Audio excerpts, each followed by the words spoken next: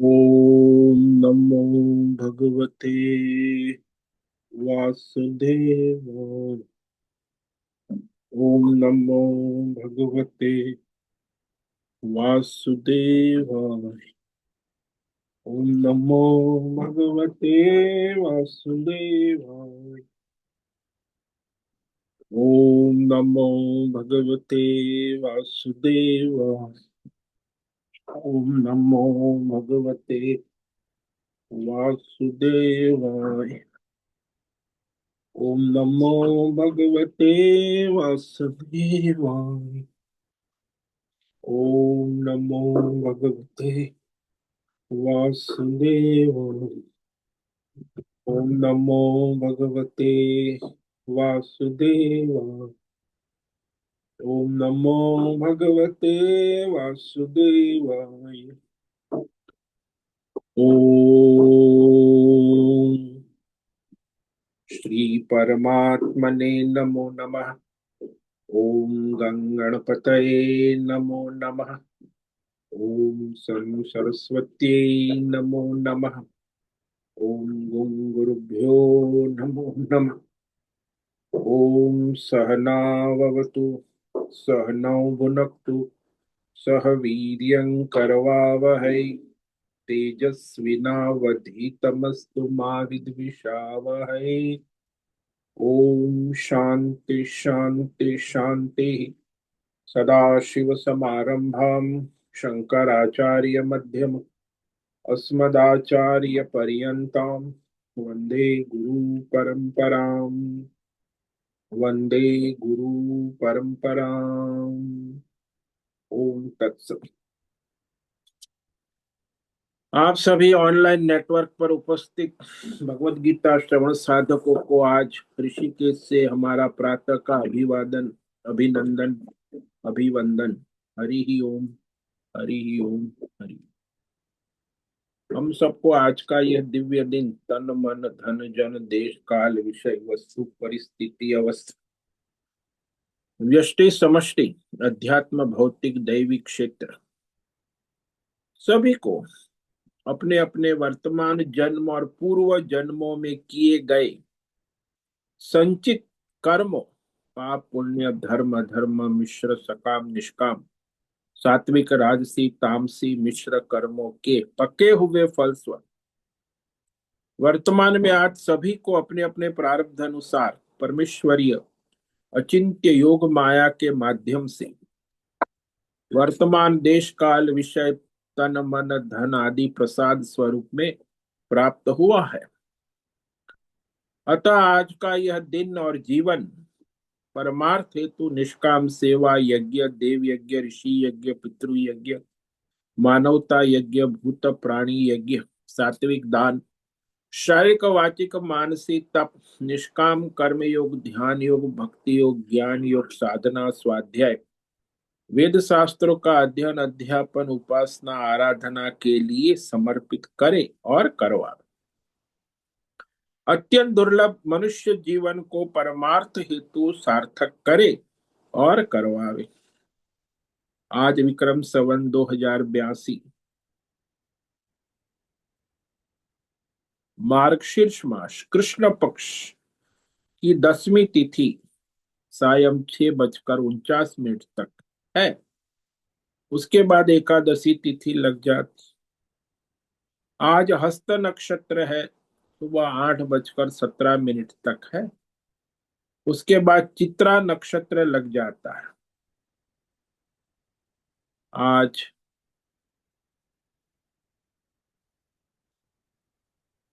तिथि 10वीं और रविवार है। सूर्य देव की आराधना उपासना का दिन और शिशिर ऋतु चल रही है। यहाँ ऋषिकेश का रात्रि का 12 बजे से सुबह 4 बजे का न्यूनतम तापमान 6 डिग्री रहा है और दिन का दोपहर का अधिकतम तापमान 18 डिग्री रहा है। वायु की गति 5-10 किलोमीटर प्रति घंटा चल रही है। ईस्वी सन 2025 14 दिसंबर, 14 दिसंबर 2025, सुबह के 6:45 हो चुके हैं। कलयुग का प्रथम चरण 5126वां वर्ष, 7वां वैवस्वत मनवंतर श्वेत वराह कल, ब्रह्मा जी का 26वां दिन और 51वां वर्ष अभी चल रहा है। तो ऐसे अनंत कोटि ब्रह्मांडीय परमेश्वरी अचिंत्य योग माया में हमारा यह एक ब्रह्मांड, इस ब्रह्मांड में ये पृथ्वी लोक में समुद्र के ऊपर जम्बू द्वीप में विश्व का एकमात्र वैदिक राष्ट्र भारत में उत्तर हिमालय प्रांत में उत्तराखंड राज्य टिहरी जिले में हिमालयन शिवालिक पर्वतमाला के अंतर्गत मणिकूट पर्वत के ऊपर नीलकंठ महादेव के सामने ऋषिकेश नगरी में मुनि की रेती प्रांत में शीशम जाड़ी में औदुदवाड़ा आश्रम के सी ब्लॉक के पहले माले से 5 नंबर कमरे से गंगा किनारे से हम स्वामी उत्तमानंद सरस्वती भगवद गीता के आचार्य शिष्य स्वामी चिन्मयानंद सरस्वती महाराज चिन्मय मिशन कैवल्याद्वैत वेद व्यास भगवतपाद शंकराचार्य की श्रृंगेरी संन्यास परंपरा से शिक्षित दीक्षित सनातन वैदिक भारतीय हिंदू धर्म अनुसार संपूर्ण भगवद गीता ज्ञान यज्ञ ऑनलाइन चैतन्यमय जीवंत लाइव प्रसारण जूम एवं यूट्यूब के अंतर्गत व्याख्यान माला में अध्याय 14 गुणत्रय विभाग योग के श्लोक नंबर 17 से 20 तक सार दर्शन करें। साप्ताहिक रविवार का प्रश्नोत्तरी सत्संग का कार्यक्रम होगा। तो यह संस्कृत और हिंदी में दिव्य पवित्र सरल व्यावहारिक सटीक पूर्ण वर्ण अक्षर पद वाक्य पंक्ति श्लोक अध्यायों की संगति संधि अन्वय शब्दार्थ वाक्यार्थ भावार्थ रहस्यार्थ तत्वार्थ के यथार्थ तात्पर्य सहित वैदिक शास्त्र वेदव्यास साहित्य शंकर भाष्य एवं परंपरागत सन्यासी आचार्यों की टीका टिप्पणी सहित आज का यह भगवद गीता व्याख्यान करेंगे। कृपया आप सभी श्रद्धा भक्ति ध्यान से परिपूर्ण होकर के यह दिव्य श्रवण साधना करें। इसमें से कुछ ग्रहण करे, कुछ धारण, कुछ अपने जीवन में चरितार्थ करे और उसमें निरंतरता लाए। अपनी अपनी आध्यात्मिक भौतिक दैवी अशांति द्वंद्व मोह विक्षेपों से रहित होकर के अधार्मिक और शास्त्रीय परंपरागत भ्रम भ्रांतियों से रहित होकर अपने अपने शरीर इंद्रिय प्राण मन वचन कर्म से एक रूप एकाग्र होकर के शुद्ध सात्विक सूक्ष्म भगवत विवेक बुद्धि करें। वेद शास्त्र एवं आचार्य परंपरा अनुसार विवेक करे और करवावे। पुनः पुनः इस व्याख्यान का श्रवण करे, मनन करे, चिंतन करे, लेखन चर्चा विचारणा करे, प्रचार प्रसार करे, लिंक भेजे, ग्रुप में शेयर, अपना और सबका परम कल्याण करे और करवावे। ओम तत्सत। ओम ओम। हमने इस सप्ताह में श्लोक नंबर 17 से 20 तक विवेक विचार किया था, तो उसे सार दर्शन रूप में जिसमें भगवान ने कहा 17वें श्लोक में सत्वात् संजायते ज्ञानम रजसो लोभ एव च प्रमाद मोह तमसो भवतो ज्ञानमेव च। भगवान कहते जब सत्व गुण बढ़ जाता है जीवात्मा के तो उसे ज्ञान की वृद्धि होती संजायत। हाँ, चाहे भौतिक ज्ञान हो, अध्यात्म ज्ञान हो, दैवी हो, पारमार्थिक ज्ञान की वृद्धि, ज्ञान की उत्पत्ति सत्व गुण से होती। और जब रजोगुण बढ़ जाता है जीवात्मा में तो निसंदेह लोभ बढ़ता है। लोभ का मतलब है आवश्यक खर्च न करना और आवश्यक ना हो फिर भी संग्रहखोरी करना। ये मुख्य लोभ के लक्षण है। और तमोगुण बढ़ने पर प्रमाद, प्रमाद यानी अपना स्वधर्म कर्तव्य न कर अन्य कार्यों में लग जाना, लापरवाही करना। मोह यानी अपने शरीर इंद्रिय में अत्यंत आसक्त, ममत्व जिसको कहते हैं, शरीर परिवार पैसा पद प्रतिष्ठान मकान दुकान, तो शरीर और संसार में अत्यंत मोह ममत्व उत्पन्न होती है, तो उसे तमोगुण का प्रभाव से। और अज्ञान अविवेक, तो इस प्रकार वह जो है मनुष्य तमोगुण के प्रभाव में अज्ञान अविवेक से प्रमाद आलस निद्रा मोह में पड़ा रहता है। सत्व गुण हो तब धर्म बढ़ता है, ज्ञान बढ़ता है, जीवन में धर्म की प्राधान्यता। सत्वम धर्म लक्षणम, शास्त्रों में कहा है सत्व जो है धर्म का लक्षण, जिससे मनुष्य के अंदर धैर्य, क्षमा वृत्ति, इंद्रियों का संयम, संग्रह करने की आदत न होना, पवित्रता, दसों इंद्रियों का शास्त्र के अनुसार विनियोग और विवेक, ज्ञान, आत्मा अनात्मा विवेक और सत्य, मन वचन कर्म से सत्यता, शास्त्र के अनुसार बोलना और लोभ लालच न होना, क्रोध का अभाव, अक्रोध, ये सारे सत्व गुण की वृद्धि के लक्षण है। धर्म, धर्म को ही सत्व कह सकते, धर्म के जो लक्षण है। और तब समझो कि जिसके जीवन में धर्मात्मा है तो उसके अंदर सत्व गुण का उदय हुआ। जैसे अर्जुन है वो धर्मात्मा है तो उसमें सत्व गुण का उदय है, और दुर्योधन है उसमें लोभ का प्राधान्य है। इसीलिए वो लोभ से मैदान में आया है, लड़ता है। इसलिए संसार में भी आप देखते हो भाई बहन रिश्तेदार बाप बेटा पिता पुत्र, परिवार में समाज में पड़ोसी पड़ोसी लड़ते हैं।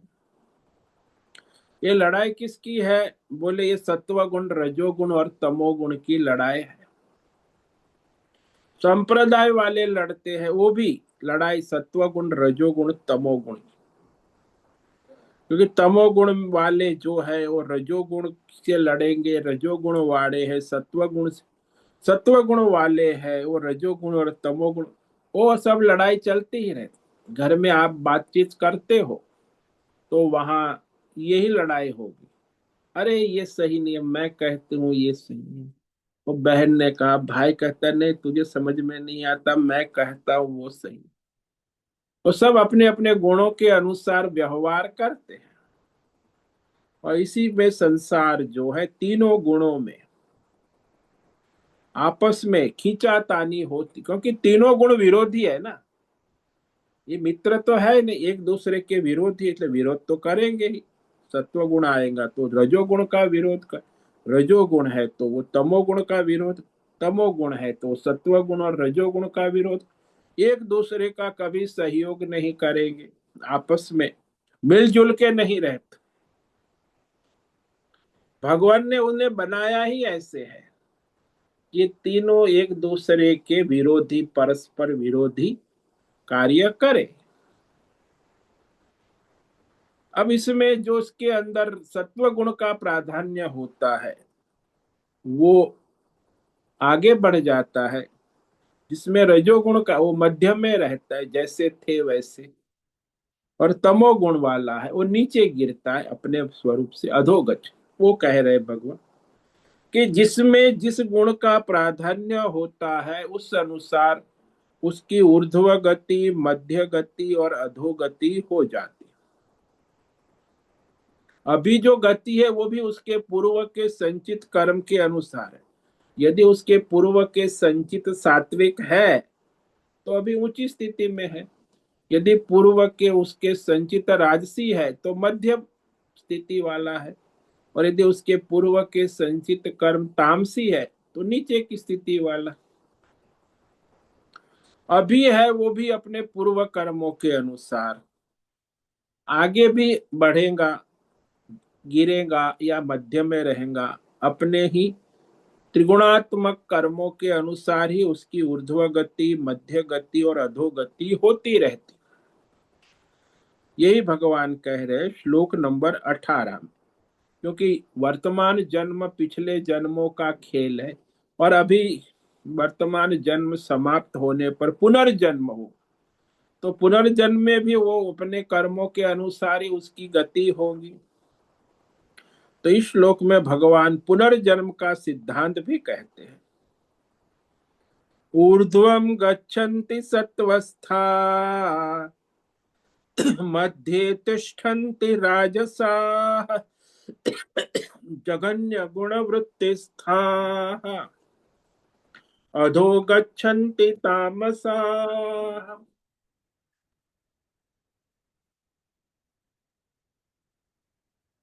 जिसके जीवन में सत्व गुण का प्राधान्य है यानी धर्मात्मा, सत्वस्था, सत्व गुण में स्थित मनुष्य है, तो ऊर्ध्वम गच्छन्ति, ऊपर उठता है, आगे बढ़ता है, भौतिक अध्यात्म दैव क्षेत्र में उसकी उन्नति होती है, क्योंकि उसके अंदर सत्व गुण का प्राधान्य है। और मृत्यु के बाद भी वो दिव्य लोकों में जाता है। तेजस्वी दिव्य लोक, पितृलोक, देवलोक, या फिर पुनर्जन्म में उसका कोई ब्राह्मण धर्मात्मा कुल या योगी कुल में सत्व गुणी का पुनर्जन्म होता है। तो इस प्रकार वह मनुष्य जो है सत्व गुण से ऊपर उठता है। ब्राह्मण है, योगी है, धार्मिक धर्मात्मा है, परमार्थी है, ये सारा जो है उच्च जीवन है। समाज में आप देखो धर्मात्मा को लोग श्रद्धा की दृष्टि, ब्राह्मण है, परमार्थी है, योगी है, तो ऊपर है। समाज में भी उनका ऊंचा स्थान होता है, ऊर्ध्वम। और मृत्यु के बाद भी उनकी ऊर्ध्व गति होती है।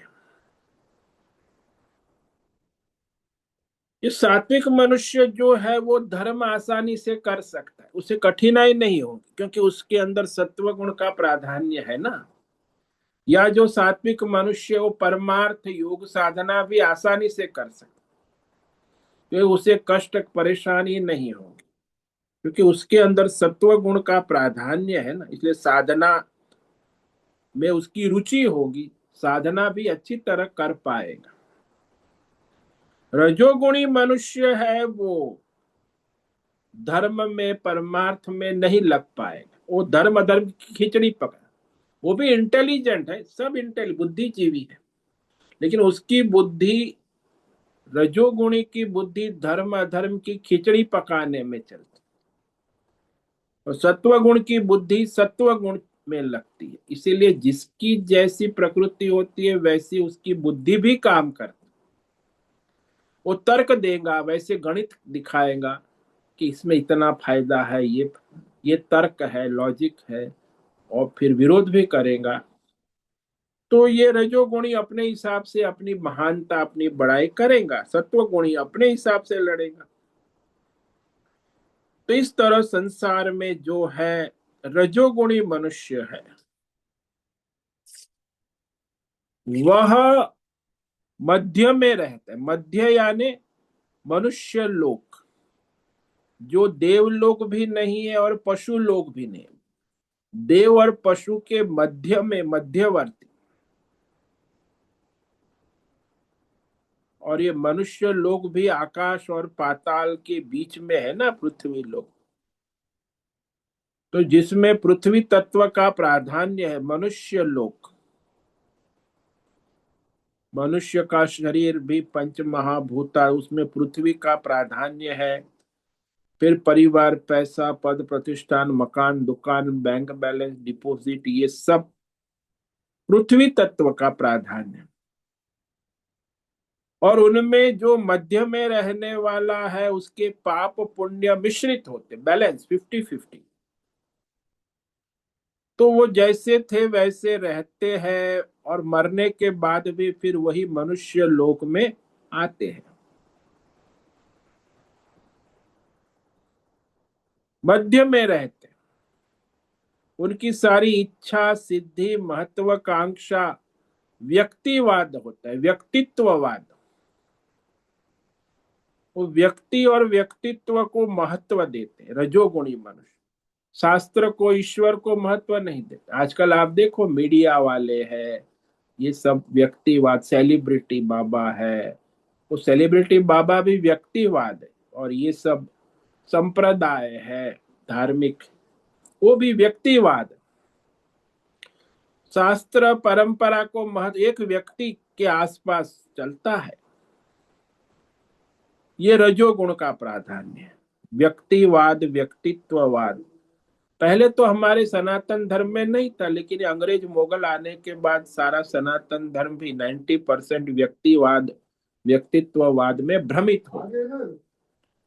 इसीलिए वो जो है, हमारे सनातन धर्म में तो पंच परमेश्वर कहा जाता।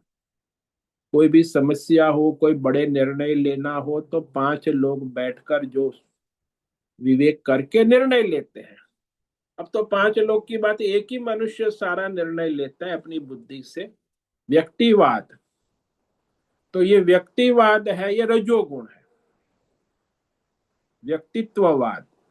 आज दुनिया में वही चलता है 99%। क्योंकि कोई समष्टि शास्त्र प्रमाण उसको नहीं मानते, बस इसने कह दिया, व्यक्ति ने कह दिया, बड़ा है, सेलिब्रिटी है, प्रधानमंत्री ने कहा, और मीडिया वाले छापते रहते। तो उनका भी ब्रेड बटर ये व्यक्तिवाद है, नहीं तो मीडिया नहीं चलेगा। तो ये सारा रजोगुण है। आजकल संसार में सबसे ज्यादा प्राधान्य ये रजोगुण का। इंटरनेट, मोबाइल, फेसबुक, इंस्टाग्राम, ये सारा मीडिया वाले, ये सोशल मीडिया, सारा रजोगुण प्राधान्य। तो मनुष्य लोक में आते जाते रहते।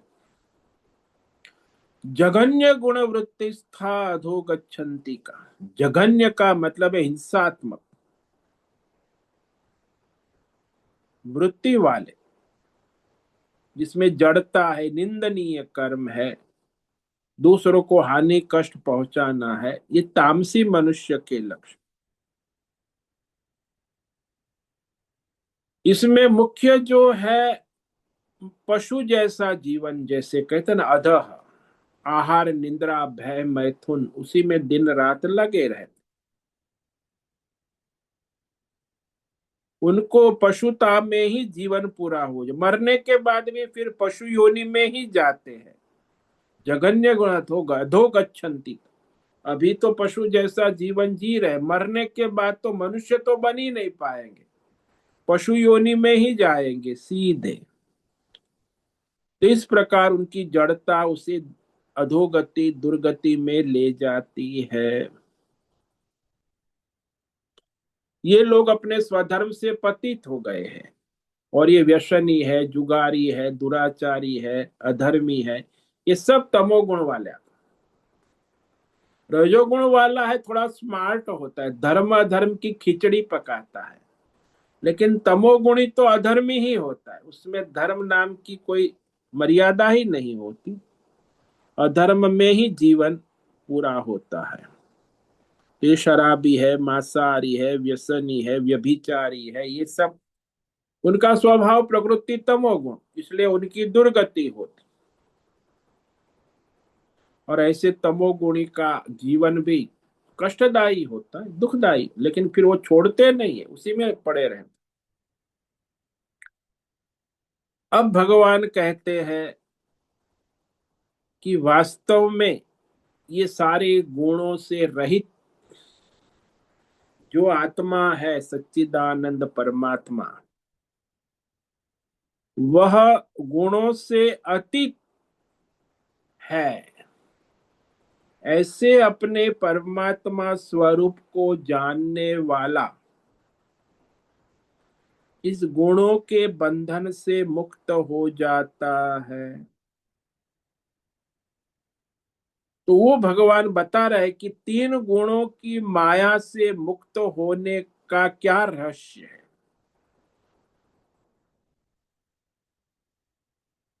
ये श्लोक नंबर 19 में कहते हैं, नान्यम गुणेभ्य कर्तारम यदा द्रष्टानुपश्यति गुणेभ्यश्च परम वेत्ति मद्भावम सोधिगच्छति। यानी जिस समय जीवात्मा अपने को साक्षी चैतन्य दृष्टा जानकर तीन गुणों के अतिरिक्त किसी को भी कर्ता भोक्ता नहीं मानता, कि जो भी कर्ता भोक्ता है ये त्रिगुणात्मक प्रकृति माया करती है और भोगती भी वही है, जो करेगा सो भरेगा। ये कहावत है ना कि प्रकृति करती है और प्रकृति भोगती है। कौन है प्रकृति? आपका अहंकार। अहंकार जो कर्म करेगा और अहंकार अहंकर्ता, फिर अहम भोक्ता बन जाएगा। तो अहंकार से अहंकर्ता और अहंकार से अहम भोक्ता। हालांकि वो तीन गुणों का खेल है, प्रकृति का करता है, प्रकृति ही भोगता है, लेकिन वो अपने को उससे असंग जान लेता है कि अरे मैं तो इससे अलग हूं। तीन गुण जो है वो तो प्रकृति माया के अनुसार चलते हैं, और तीन गुणों से अत्यंत रहित परम अपने सच्चिदानंद स्वरूप परमात्मा को तत्वतः यथार्थ आत्म स्वरूप जान लेता है कि मैं तो यह सच्चिदानंद आत्मा हूं,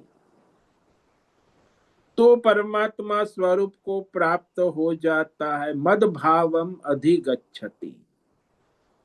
तो वह सह कहा, मतलब कि वह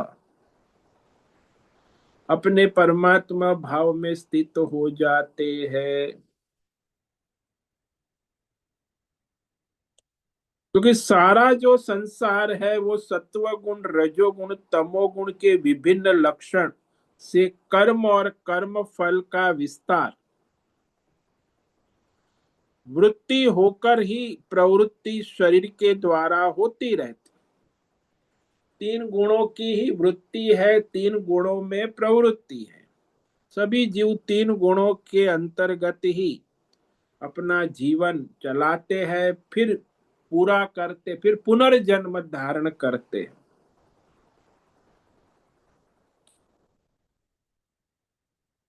इस प्रकार जो अपने को इस तीन गुणों से अलग, परम कहा ना, परे, अत्यंत परम परमात्मा में साक्षी चैतन्य रूप से जान लेता है अपने स्वरूप को तत्व से, तो तीन गुणों से मुक्त रहता है। जैसे वो कलाकार है, तीन गुण तीन रोल कर रहा है, ट्रिपल रोल। एक तो भाई साधु का ब्राह्मण का रोल कर रहा है, दूसरा जो है राजा का रोल कर रहा है राजसी, और तीसरा है सेवक क्षुद्र रोल कर रहा है। तीनों रोल जो है करने वाला कलाकार केवल एक है।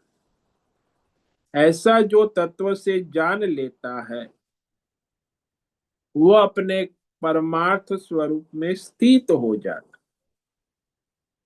यानी गुणातीत हो जाता, परिपूर्ण हो जाता। इस प्रकार वह अपने परमार्थ स्वरूप में स्थित हो जाता। तो इसमें भगवान ने स्पष्ट कर दिया कि जिस जन्म में जब वह मनुष्य अपनी साधना के द्वारा तीनों गुणों से अतिरिक्त किसी को भी अपने व्यष्टि समष्टि संसार में कर्ता भोक्ता रूप में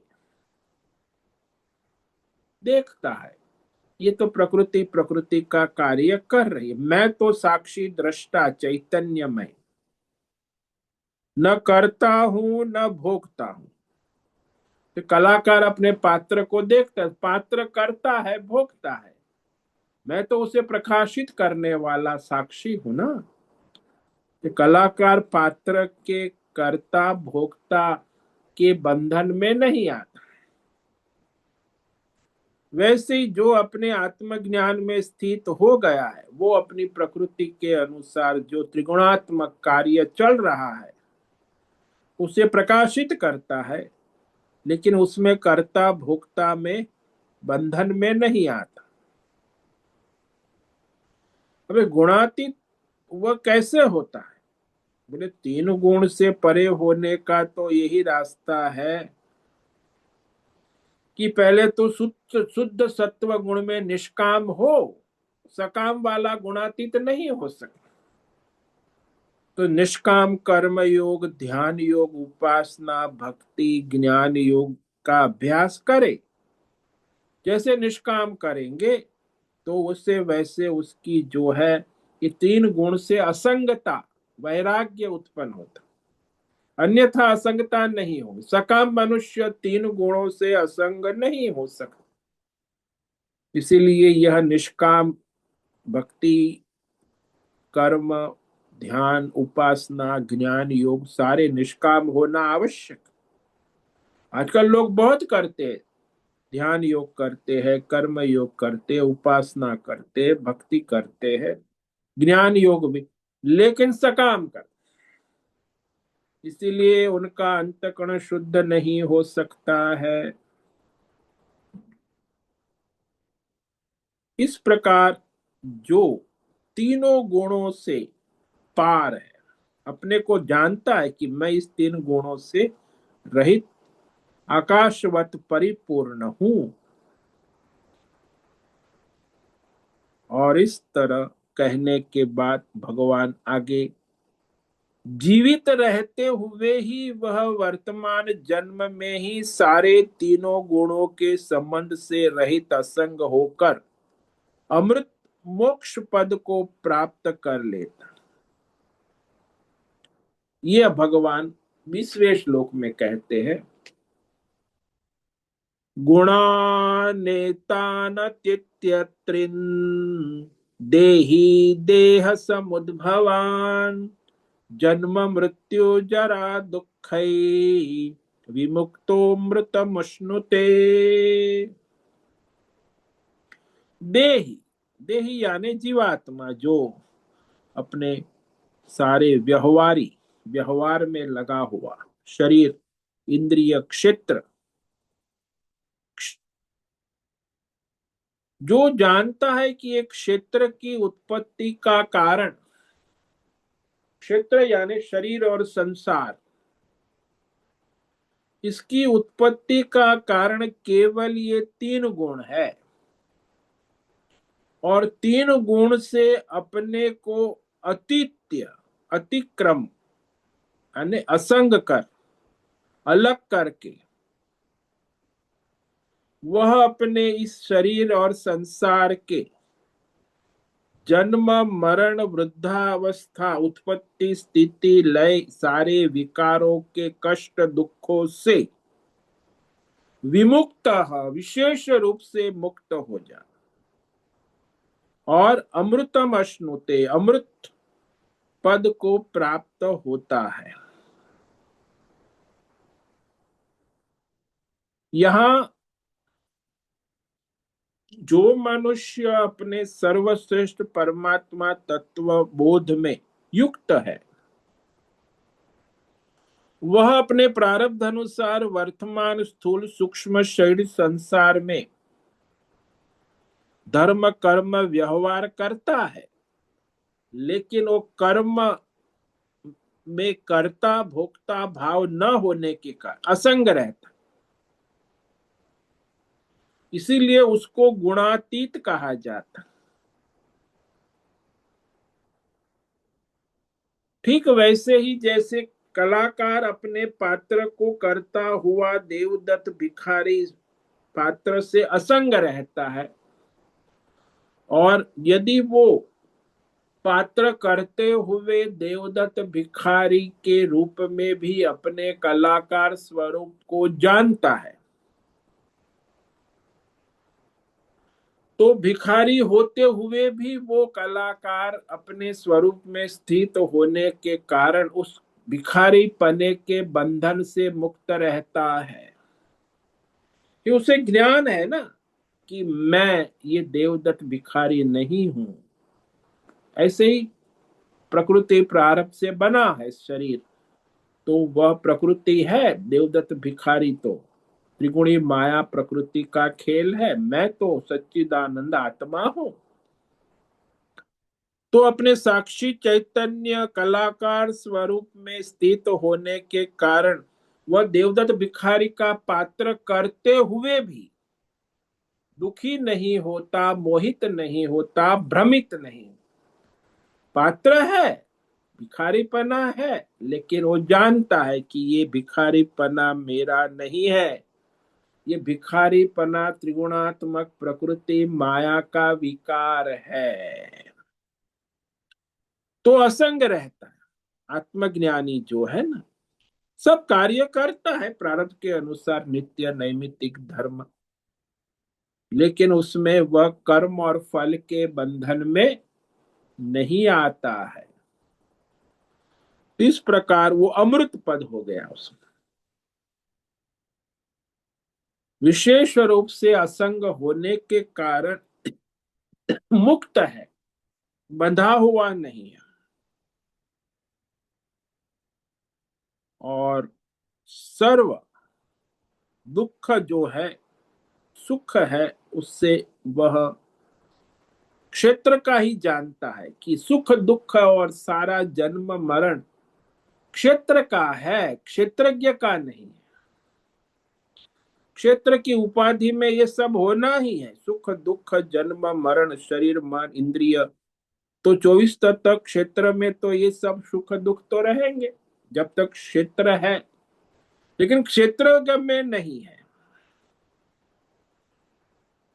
सारे सुख दुख जन्म मरण पात्र में होते हैं, कलाकार में कोई सुख दुख जन्म मरण नहीं है। वो तो साक्षी चैतन्य प्रकाशक है, जो अपने स्वरूप का जिसे ज्ञान भान है, वो पात्र करते हुए भी अपने कलाकार स्वरूप में स्थित होने के कारण अमर है, विमुक्त है, विशेष रूप से मुक्त है। उसे पात्र के सुख दुख में मैं मेरा बंधन नहीं है, क्योंकि मेरा है ही नहीं, तो विमुक्त है। जैसे आपके पड़ोसी को परेशानी है, तो वहां पड़ोसी की गाड़ी खराब है, पड़ोसी के घर में लड़ाई झगड़ा हो रहा है, तो आप उससे मुक्त है। वो पड़ोसी की पत्नी, उसका बेटा, उसकी पत्नी, उसकी बहू, सब लड़ाई झगड़ा जोरदार चलता है 12-1 बजे तक। आप अपने कमरे में बैठे बैठे सब तमाशा सुनते हैं, लेकिन आप कुछ नहीं कर सकते। क्योंकि आप विमुक्त है। पड़ोसी के वहां सारा लड़ाई झगड़ा हो रहा है, अब उसमें आप क्या कर सकते? वो उसकी पत्नी है, उसका बेटा है, उसकी बहू है, उसकी सास, सब उनका घरेलू। और आप असंग है, मुक्त है, उस झगड़े में आपको कोई। तो इस प्रकार ही मनुष्य देखता है कि सारा संसार में प्रकृति माया का त्रिगुणात्मक खेल है। मैं उसको साक्षी दृष्टा रूप में प्रकाशित करता हूं, देखता हूं, लेकिन मैं उसके बंधन में नहीं हूं।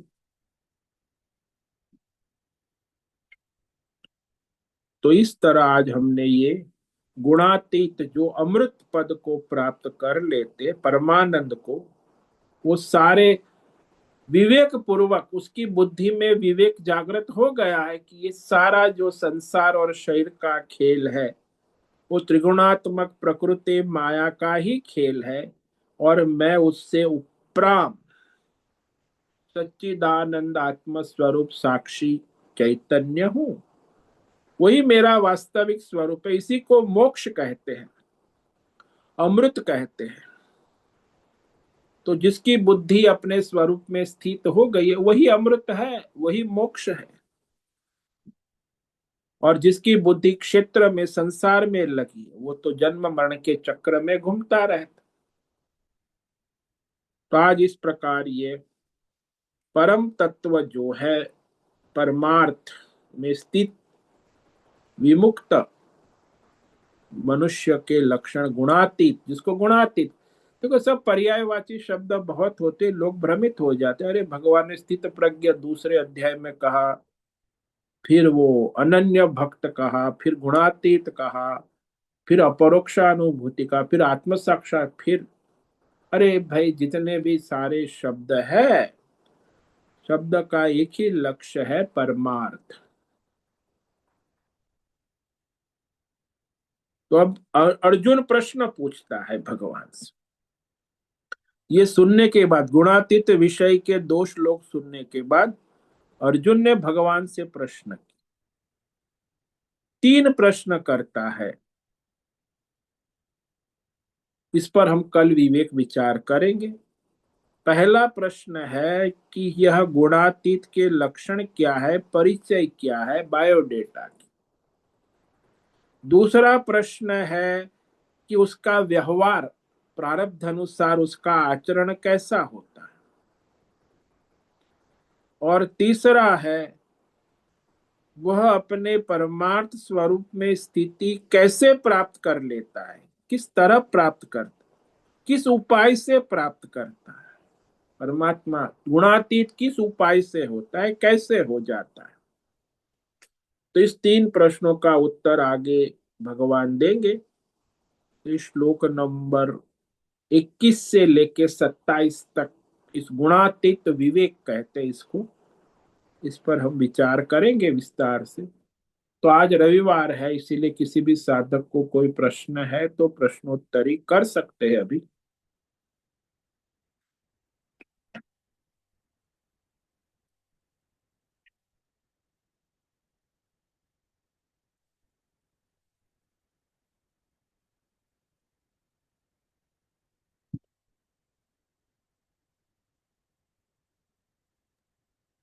नमो नमः गुरुदेव। हाँ बोलो नैना बेन। गुरुदेव, ये तीन गुण ही सब काम करते हैं, ऐसे बार बार हम समझते हैं। तो ये तीन गुण ही क्या विषय का भोग करते हैं, और फिर कामना कौन करता है फिर? वही तीन गुणी विषय भोग करता है, कामना करता है, वही भोग करता है, वही कर्म करता है, वही फल भोगता है, वही जन्म लेता है, वही मरता है। सब तीन गुण का खेल है।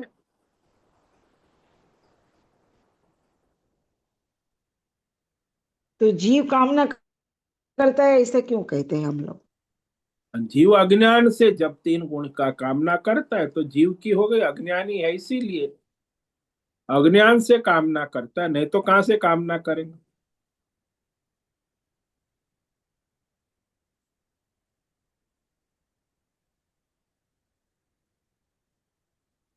अर्थात अज्ञानी है तभी तो जीव है ना।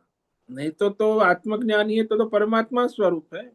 जब जीव है, अज्ञानी है, तो कामना वाला है, प्रकृति का संग करता है, कर्म करता है, फल भोगता है, जन्म मरण के चक्र में घूमता है, अज्ञान से। यहाँ पे जीव को ये समझना है कि जो वो भोगता है करता है वो तीन गुण करते हैं। हाँ, उसको ये विवेक करना है कि अरे भाई, मैं तो सच्चिदानंद आत्मा हूँ, मैं जीव कहाँ हूँ। और ये सारा जो जीव सुखी दुखी हो रहा है, उसके अहंकार से, अहं करता हम भोगता, ये अपनी प्रकृति त्रिगुणात्मक माया का खेल है। प्रकृति प्रकृति का कार्य करती है, प्रकृति ही करता है, प्रकृति ही भोगता है। जैसे वो पात्र करता है, वो पात्र ही कलाकार थोड़ी भोगता है। जो कर्म पात्र करता है, उसकी स्क्रिप्ट, उसी की स्क्रिप्ट बढ़ती जाती है, फल भोगता रहता है। कलाकार तो पात्र करेगा, वो थोड़ी पात्र के फल भोगेगा, कर्ता थोड़ी बनेगा। तो कलाकार कभी अपनी करता। जो हाँ, हाँ गुरुदेव, अपनी जो इंद्रिया है वो तीन गुणों के अधीन है ऐसा। सब सारा क्षेत्र पूरा 24, पंच महाभूत, पांच ज्ञानेन्द्रिय, पांच कर्मेंद्रिय, और सारा आपका अंतकरण मन सारा, सब त्रिगुणात्मक प्रकृति माया के अधीन है, उसी के साथ चलता है।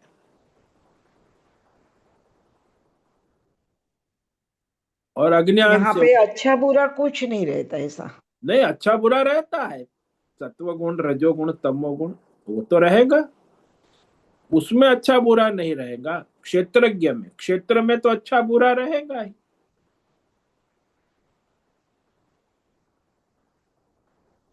कलाकार में अच्छा बुरा नहीं है, पात्र में तो अच्छा बुरा रहेगा। वो जैसा करेगा वैसा भरेगा। कौन भरेगा? कलाकार भरेगा कि पात्र भरेगा? पात्र ही तो अपने कर्मों का फल भोगेगा, कलाकार थोड़ी भोगेगा। पुनर्जन्म किसका होगा? कलाकार का होगा कि पात्र का? पात्र का ही होगा। वो प्रकृति का संग किया है उसने, तो उसके अनुसार कर्म करेगा, उसके अनुसार फल भोगेगा।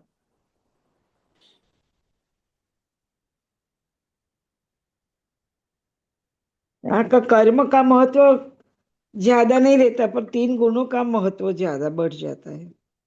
हाँ, तो जैसे कर्म जो है, जिस गुण के अनुसार करेंगे उसी अनुसार वो गुण कर्म कार्य करेगा। सात्विक कर्म करोगे तो सात्विक कार्य करेगा, राजसिक कर्म करो राजसिक। तो गुण का तो प्राधान्य, प्रकृति तो वही तो है सबकी माता, सबका संचालन तो उसी गुण से ही होता है ना। पर प्रकृति के सामने जो प्रारब्ध में है वो ही आएगा, तो वो ही करेगा ना वो तो। हाँ, तो प्रारब्ध जैसा है वैसा वो करेगा, वो तो बात है। लेकिन मनुष्य को, पशुओं को नहीं, देवताओं को नहीं, मनुष्य को ये चॉइस दी है, स्वतंत्रता दी है कि प्रारब्ध चॉइस है, का उपयोग करेगा। उसका स्वतंत्र उपयोग कर सकता है, दूसरे प्राणी को नहीं। प्रारब्ध दूसरा प्राणी तामसी अपने प्रारब्ध है प्रारब्ध तो से भी, करता आपका मानो कि तामसी प्रारब्ध है तो भी आप अपने सत्व गुण का अभ्यास कर सकते। जैसे मैं आपको दृष्टांत दूं कि मैं एक बार ट्रेन में जा रहा था, तो वहां ट्रेन में तो सब पकौड़ी वाले, भजिया वाले, चाय वाले। मैंने बोला अभी यह सलाद और फ्रूट वाले तो कोई आए, मुझे तो सात्विक लेना है। है। तो वो मैंने कहा नहीं, ये तो कुछ हम नहीं लेंगे, भूखे मर जाएंगे, उपवास कर लेंगे, लेकिन ये तो पकोड़े नहीं खाएंगे। तो ऐसे करते करते हमने तो 2 बज गए, भूख भी लगी थी, लेकिन अब क्या करें। तो 2 बजे के बाद एक सलाद वाला ले आया, काकड़ी टमाटर। बोला हाँ भाई, तुझे एक प्लेट दे दे, मुझे भूख लगी है। अब आपको चॉइस है, भूख तो लगी है, भूख के समय आप पकोड़े खा लोगे, चाय पकोड़े खा लोगे, या थाली खा लोगे रेलवे की, या तो फिर सात्विक फल या सलाद का इंतजार नहीं आया तो उपवास करोगे। इतनी हिम्मत है तो फिर उपवास करो।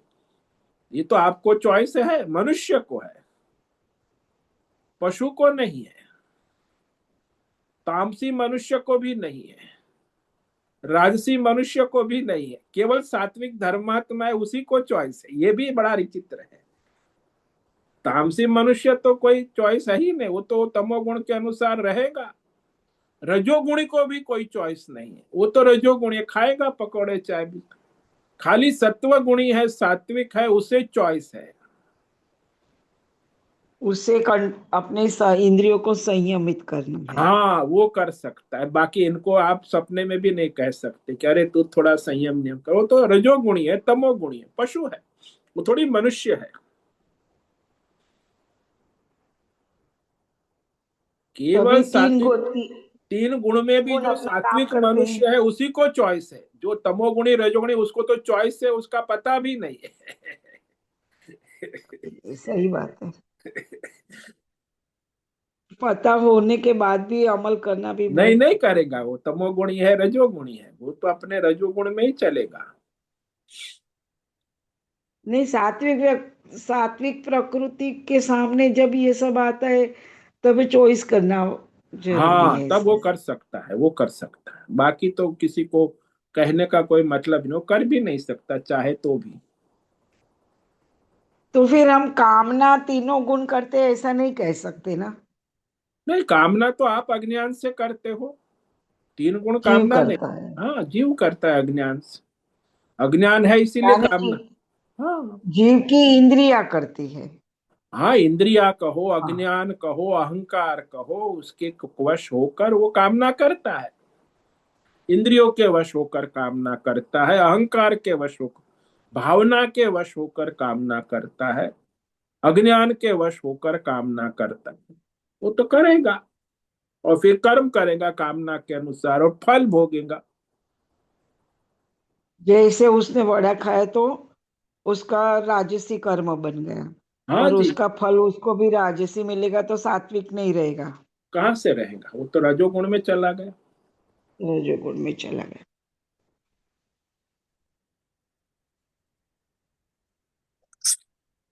धन्यवाद गुरुदेव। ओम नमो नारायण। यह नमो नारायण।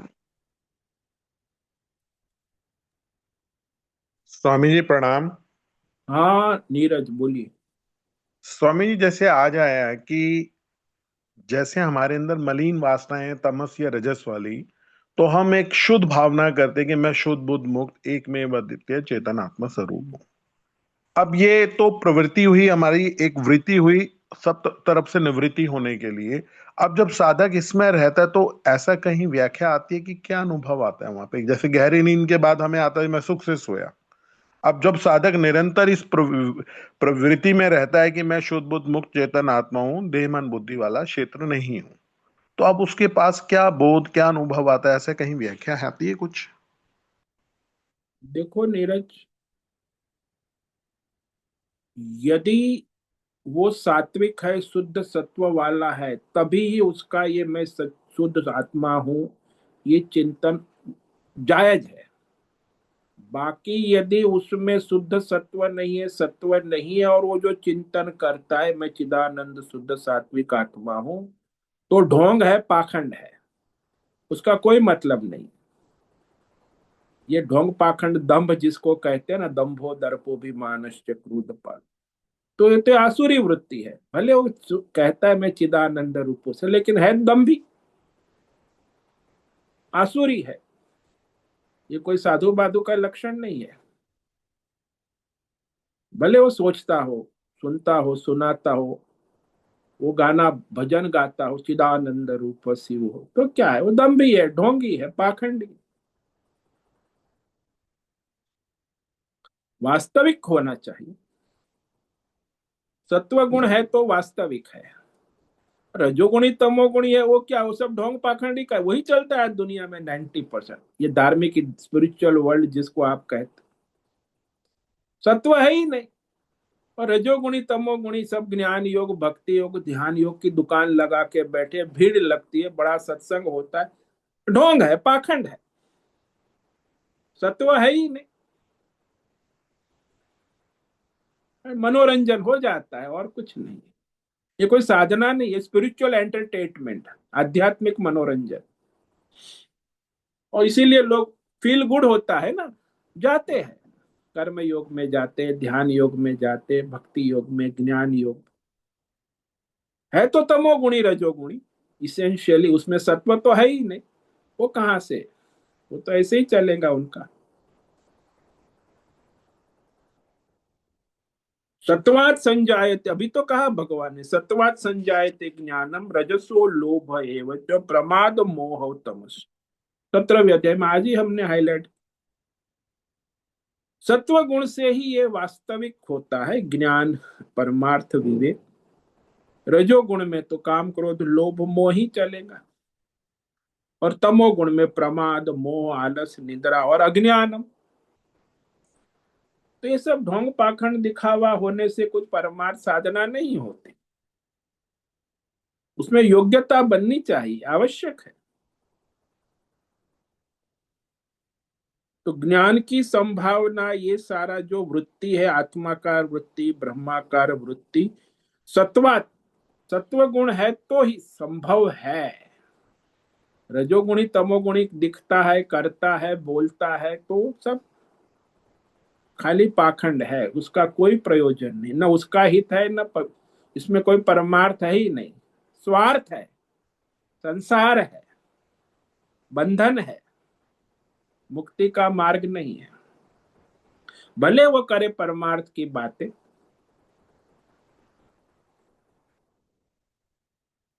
इसलिए ये विवेक करना आवश्यक। स्वामी जी देखिए, जो साधक इन महावाक्यों को समझ रहा होगा तो कहीं ना कहीं वो अपने जीवन में तमस रजस से तो ऊपर उठ चुका होता है। नहीं लेकिन नहीं मेरा नहीं, ऐसा प्रश्न नहीं, यहाँ, ऐसा नहीं है नीरज, ऐसा नहीं है। सबकी बुद्धि है, सब अपना विवेक करते हैं। तमोगुणी भी महावाक्य विचार कर सकता है, रजोगुणी भी कर सकता है, सबका विचार। कितनी कमेंट्री है, 3000 कमेंट्री है। मैं देखता हूँ गीता पर तामसी बुद्धि है, राजसी बुद्धि, गीता पर बोल रहे हैं, और किस पर बोल रहे हैं?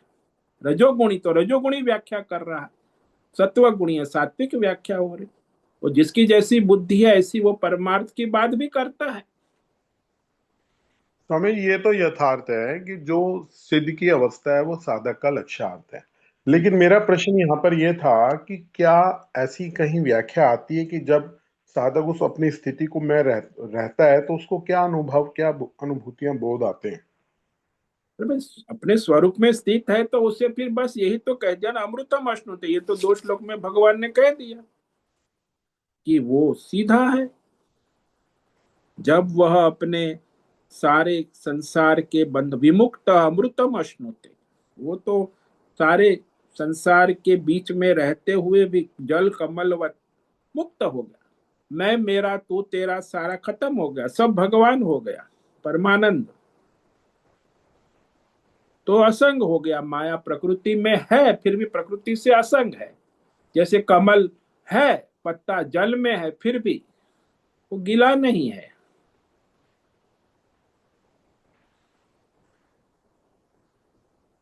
यानी वो समझ गया कि ये सारा, भगवान ने कहा कि 3 गुण के अतिरिक्त किसी को भी कर्ता भोक्ता नहीं जानता।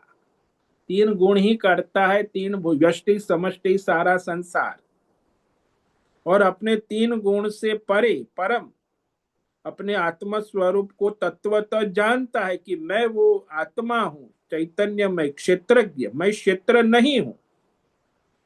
उसी क्षण वह अपने स्वरूप को प्राप्त हो जाता। स मद्भावम अधिगच्छ।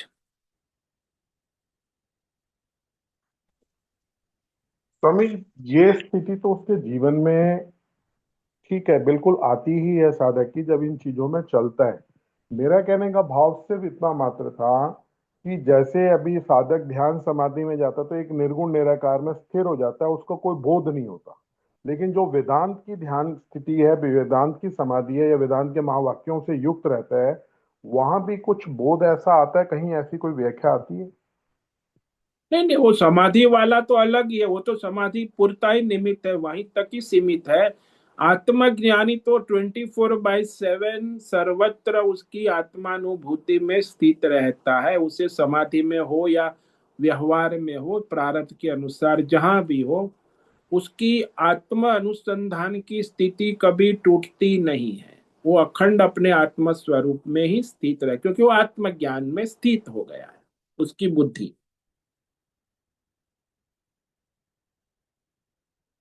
मतलब किसी प्रकार का संसारिक उस पे विपरीत या अनुकूल या प्रतिकूल कोई प्रभाव नहीं पड़ता, वो अपनी आनंद स्थिति में स्थित रहता है। हाँ हाँ, हर परिस्थिति में त्रिगुणात्मक माया का खेल चलता है भीतर बाहर, लेकिन वो अपने गुणातीत अवस्था में स्थित रहते हैं।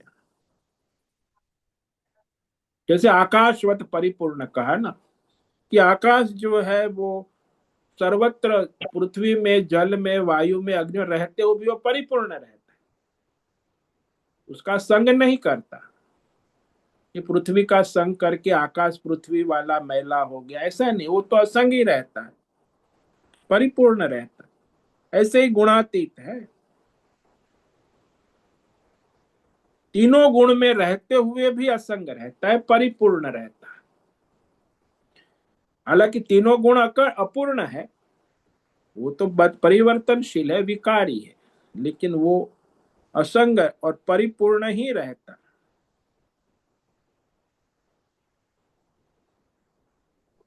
जी स्वामी जी, काफी हद तक स्पष्ट हुआ। ओम नमो नारायण। नारायण।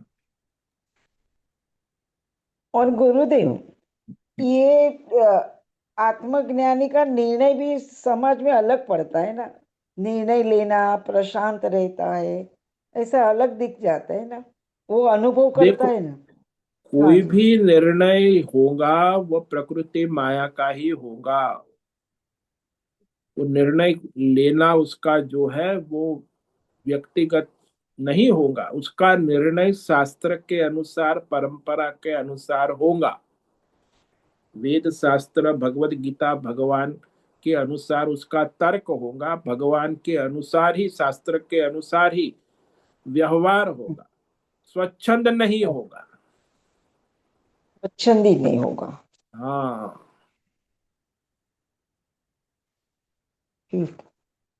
सलाह भी देगा तो शास्त्र के अनुसार देगा, वो कुछ अपने आप मैं कहता हूं ऐसा कर ले वैसा नहीं कहेगा।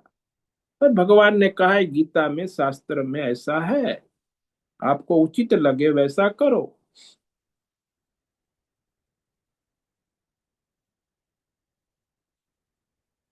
यानी निर्लेप रहता है।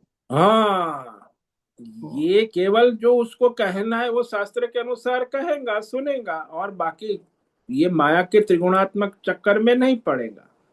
भगवान की वाणी, शास्त्र की वाणी और अपनी अनुभूति भी कहेगा, तो सामने वाला माने या ना माने उससे उसे कोई मतलब नहीं है।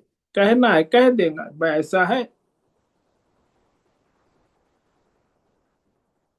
बराबर। बहुत बहुत धन्यवाद गुरुदेव। ओम नमो नारायण। ओम नमो नारायणाय स्वामी जी। हाँ बोलिए सरवन।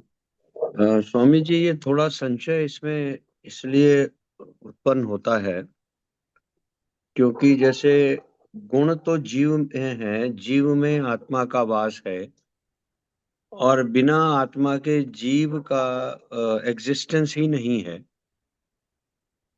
तो ये जो तीनों गुण हैं ये जीव में है, यानी कि उसी में ही जीवात्मा है।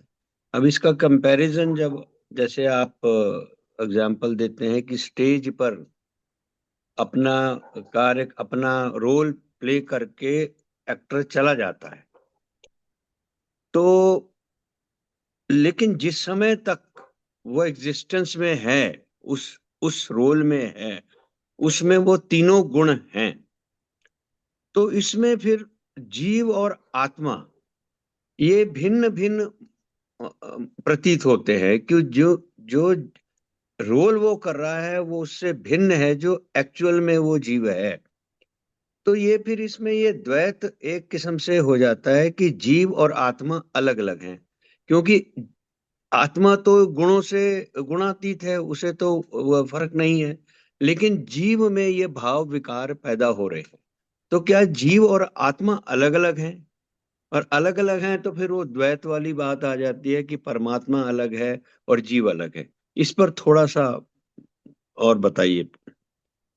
देखो शर्मा जी, जीवात्मा और परमात्मा जो त्रिगुणात्मक माया का संग किया हुआ है उसी को जीवात्मा कहते हैं।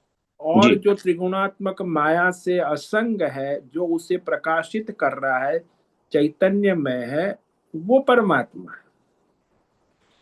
दोनों साथ में ही रहेंगे, क्योंकि वो चैतन्य के बिना जीवात्मा कुछ त्रिगुणात्मक खेल कर नहीं सकता।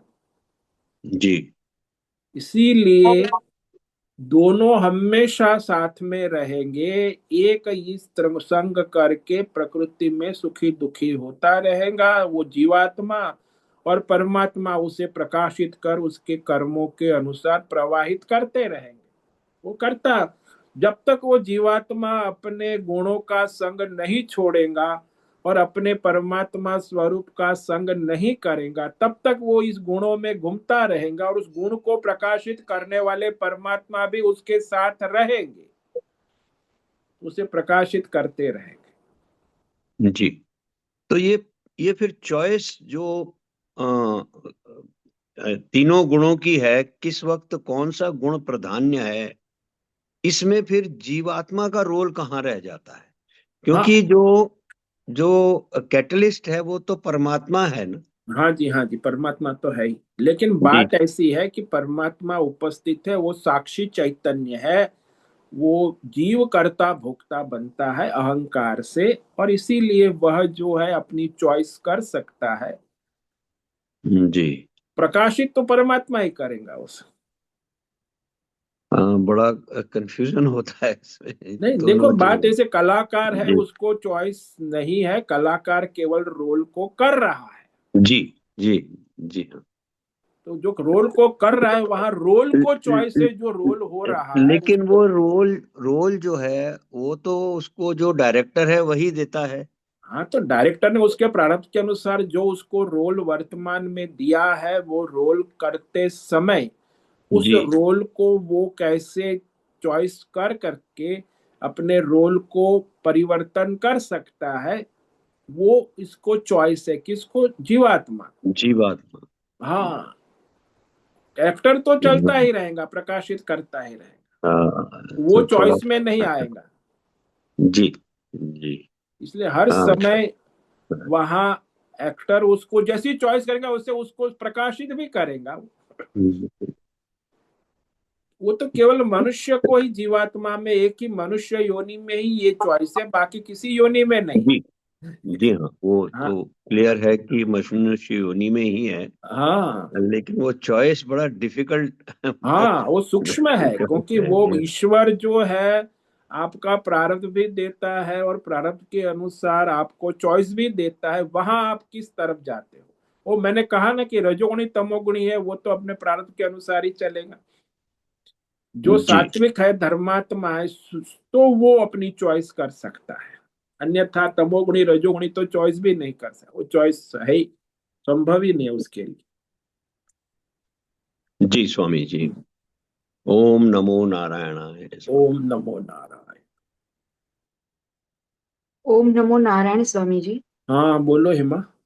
स्वामी जी, अभी आपने कहा कि 3,000 टीकाएं गीता के ऊपर लिखी गई है। हाँ तो उसमें जो लिखने वाले, वो आपने कहा कि वो तामसी प्रकृति वाले भी है, रजस और सात्विक भी है। हाँ, सब है, वैरायटी तो रहेंगी पूरी। तो ये आपने कहा कि वो तामसी प्रकृति वाले खुद इतना गीता पढ़कर लिख सकते हैं, तो मतलब वो तामस में रहकर भी वो उस तरफ अध्यात्म में, मतलब उस तरफ उसका लगाव हुआ। और तामसिक बुद्धि है तो तामसिक परमार्थ में तो सबका लगा हो सकता है, तामसी बुद्धि हो चाहे राजसी बुद्धि हो चाहे सात्विक बुद्धि है, बुद्धि तो जहां लगा हुआ है लगेंगे। हाँ, वो बराबर है, मगर वो मतलब वो गीता तक पहुंच भी पाया। लेकिन उसकी बुद्धि तामसी है ना, तो भले वो गीता का अर्थ अर्थघटन सब तामसी ही करेगा, मतलब वो गीता तक पहुंचा है, लेकिन वो उसका अपना स्वार्थ है, तमोगुण है, वो परमार्थी नहीं है। हाँ, मगर मेरा खाली यही प्रश्न था कि वो उस गीता के साथ जुड़ते जुड़ते जुड़ते वो सत्व तक पहुंचकर वो आगे बढ़ सकता है। हाँ, क्यों नहीं, फिर वो रजोगुणी बनेगा, फिर सत्व गुण हम्म। आएगा क्रम से। तो गीता हाँ में उसकी जैसे जैसे विवेक होता जाएगा वैसे वैसे हाँ उसके विचार बदलते जाएंगे, बुद्धि बदलती जाएंगी। तो उसकी हाँ तामसी बुद्धि सात्विक बुद्धि में परिवर्तित होगी। गीता तो गीता ही रहेंगी, और उसकी हाँ राजसी बुद्धि सात्विक बुद्धि में परिवर्तित, गीता तो गीता ही रहेंगी। तो हाँ, क्योंकि वो दूसरे तामसी जो भोगों में पड़े है उससे ये गीता के साथ एक बार जुड़ा तो हम्म, धीरे धीरे उसका परिवर्तन संभव है। हाँ उसमें संभव है, रजोगुण से सत्व गुण में जाएगा। हम्म, हाँ स्वामी जी समझ में आ गया, बहुत बहुत धन्यवाद। ओम नमो नारायणाय। नारायण। ठीक है, आज उपस्थित है प्रकाश आनंद ओसा, होस्ट है आशा कोटक, बी आर मोहन, बीबी शर्मा, जीवी कुमार, हेमा कोटक, जयंती पांडा, लीलावती बड़ेकर, मीरा नैना पुरोहित, पंकज भट्ट, पृथ्वीराज मालव, संजीवनी, श्रीरंग रानड़े, शालिनी जैन, नीरज जैन, सुनील ठाकुर, उषा मेनन, विशाल बेड़ेकर, राय बहादुर कपूर, इतने साधक उपस्थित है। आज आपका दिन मंगलमय हो, परमार्थ करे। कल एकादशी है, आज भी एकादशी है, लग गई तो सुबह 8 बजे से कल 11 बजे तक एकादशी है। कई लोग आज करेंगे, कई लोग कल, वैष्णव है वो कल करेंगे। जैसे भी हो एकादशी व्रत करे, 24 घंटा निर्जला व्रत करे, वही मुख्य एकादशी है।